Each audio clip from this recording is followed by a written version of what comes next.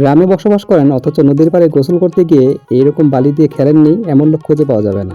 ছোটবেলা নদীতে গোসল করতে গিয়ে এমন অনেক দালান কোঠা বাড়িঘর তৈরি করতাম। কতই না আনন্দের ছিল সেই শৈশবকাল।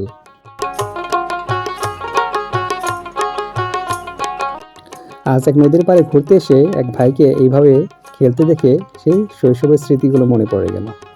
তবে বালি দিয়ে বাচ্চাদের মতো যে খেলছে সে মোটো বাচ্চা ছেলে নয়, সে প্রাপ্তবয়স্ক একজন তরুণ ছেলে। তার এমন খেলা দেখেই আমার ভিডিও করার শখ জাগলো। চলেন দেখে আসি এমনও কিছু ভিডিও আছে নদীর পাড়ে।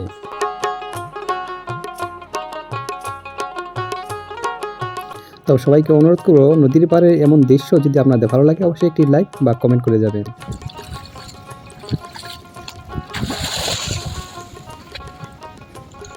বাচ্চাদের এমন গোসল করতে দেখে হয়তো সবারই মনে পড়ে যাবে সেই শৈশবের কথা, যখন ঘন্টার পর ঘন্টা গোসল করে চোখ লাল হয়ে যেত, তারপর মা এসে দাঁড়াতো লাঠি নিয়ে, তারপর দৌড়ে পালাতাম।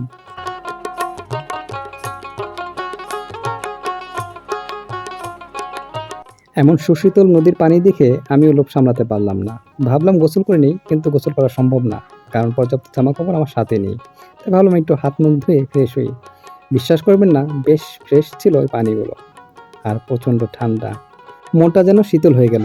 খুবই ভালো লাগছিল সেই সময়টা।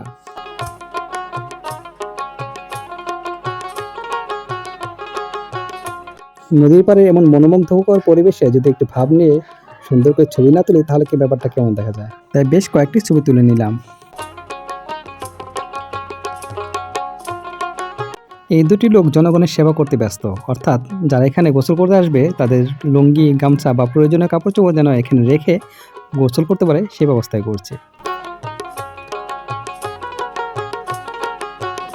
আমি অনেকেই জানি না, আগেকার দিনে মানুষ বেশ বয়স হওয়া সত্ত্বেও তাদের বয়সের ভাঁজ কম পড়েছে বা বয়স্ক মনে হয়নি, এবং তারা ছিল সুস্বাস্থ্যের অধিকারী এবং সুস্থ। তার কয়েকটি কারণের মধ্যে একটা কারণ হলো নদীতে সাঁতরিয়ে গোসল করা। তাছাড়া নদীর মাছ এবং টাটকা সবজিও মানুষকে সুস্থ রাখতে সহায়ক ভূমিকা পালন করে।